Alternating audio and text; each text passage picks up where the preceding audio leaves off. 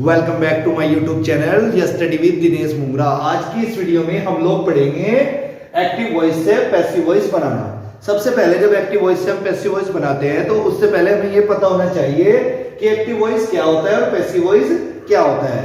Active voice में क्या होता है, इसमें कर्ता प्रधान होता है, और जो पैसिव वॉइस होता है इसमें कर्म प्रधान होता है। इसमें कर्म के द्वारा कार्य किया जाता है और इसमें कर्ता के द्वारा। तो यहां हम देखते हैं आज सबसे पहले प्रेजेंट इंडेफिनिट टेंस। अगर प्रेजेंट इंडेफिनिट टेंस का कोई भी वाक्य एक्टिव वॉइस में है उसे हम पैसिव वॉइस में कैसे बदलते हैं।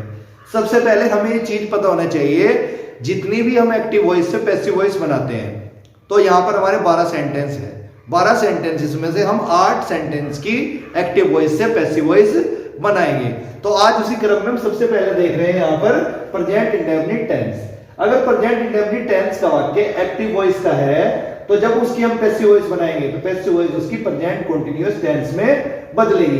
प्रेजेंट कंटीन्यूअस टेंस में कैसे बदलेगी, हम सिर्फ उसकी हेल्पिंग वर्ब इज, एम या आर का प्रयोग करते हैं, फिर हम V3 का प्रयोग करते हैं, फिर हम ऑब्जेक्ट, और उसके बाद हम बाई का प्रयोग करते हैं, और एक्टिव वॉइस का जो सब्जेक्ट होता है फिर हम उसका एक्टिव सब्जेक्ट यहां पर ले लेते हैं ऑब्जेक्ट के रूप में, active subject.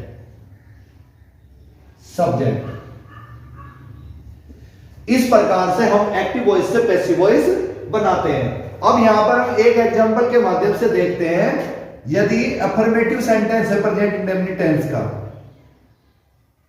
Present indefinite tense का अफर्मेटिव सेंटेंसेस है जैसे राम राइट्स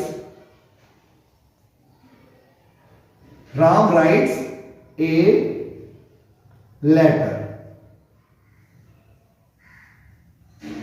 तो इसमें क्या है, अगर इसकी हिंदी की बात करें, राम एक पत्र लिखता है, तो इसकी अगर हम हिंदी की बात करते हैं यहां पर हो जाएगी हिंदी, राम एक पत्र लिखता है। और ये हमारा वाक्य हुआ एक्टिव वॉइस का।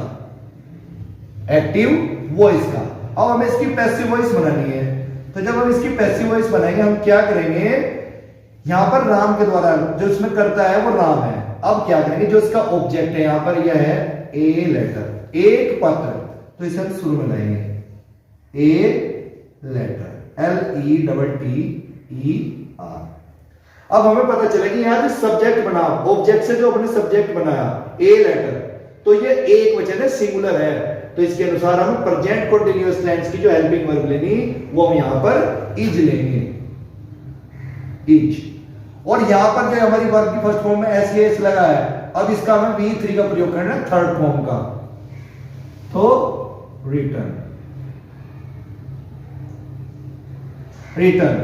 और अब हमें बाई का प्रयोग करके इस एक्टिव सब्जेक्ट को लास्ट में लेना है। तो यहां पर हम बाई का प्रयोग करेंगे और यहां पर हम राम लिख देंगे,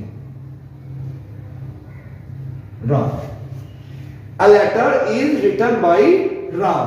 अब यहां क्या है, इसकी हिंदी की अगर बात करें, एक पत्र राम के द्वारा लिखा जाता है। अगर हम इन दोनों वाक्यों की हिंदी पर ध्यान दें तो ये हमारी क्या होगी, पैसिव वॉइस। ये हमारी क्या हुई, पैसिव वॉइस। अगर हम यहां पर इनकी हिंदी की पर ध्यान देते हैं तो यहां देखते हैं राम एक पत्र लिखता है, तो यहां जो मेन है वो राम दिया है, और यहां एक पत्र राम के द्वारा लिखा जाता है। तो इस प्रकार से हम एक्टिव वॉइस से पैसिव वॉइस बना सकते हैं बहुत ही आसान और सरल तरीके से। अगर हम बात करें प्रेजेंट इंडेफिनिट टेंस के ही नंबर 2 पे, यहां पर इसकी बात कीजिए, नंबर 1 है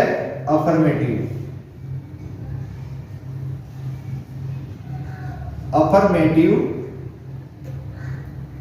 सेंटेंसेस।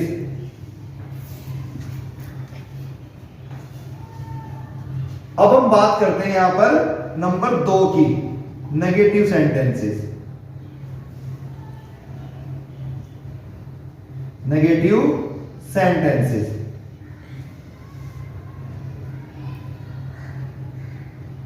अगर प्रेजेंट इंडेफिनिट टेंस का वाक्य नेगेटिव है तो उसकी हम एक्टिव वॉइस से पैसिव वॉइस कैसे बनेंगे? जैसे एक्टिव वॉइस में कोई वाक्य दे दिया,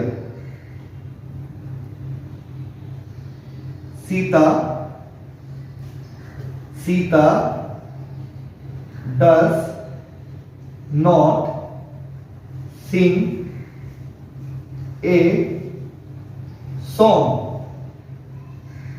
सीता एक गीत नहीं गाती है, तो इसकी हमें पैसिव वॉइस बनानी है। पैसिव वॉइस में हम क्या करेंगे? इसकी अगर पैसिव वॉइस की बात करें तो ए सॉन्ग शुरू में लेके आ जाएंगे, ए सॉन्ग। ये सिंगुलर हुआ तो इसके अनुसार अब हम यहां पर प्रयोग करेंगे इज का, इज। और यहां पर हम क्या करेंगे? इज के तुरंत बाद यहां नॉट, क्योंकि ये नेगेटिव सेंटेंस है तो नेगेटिव ही रहेगा जब पैसिव वॉइस बनाएंगे। फिर इस सिंग की हमें यहां पर थर्ड फॉर्म का प्रयोग करना है, संग।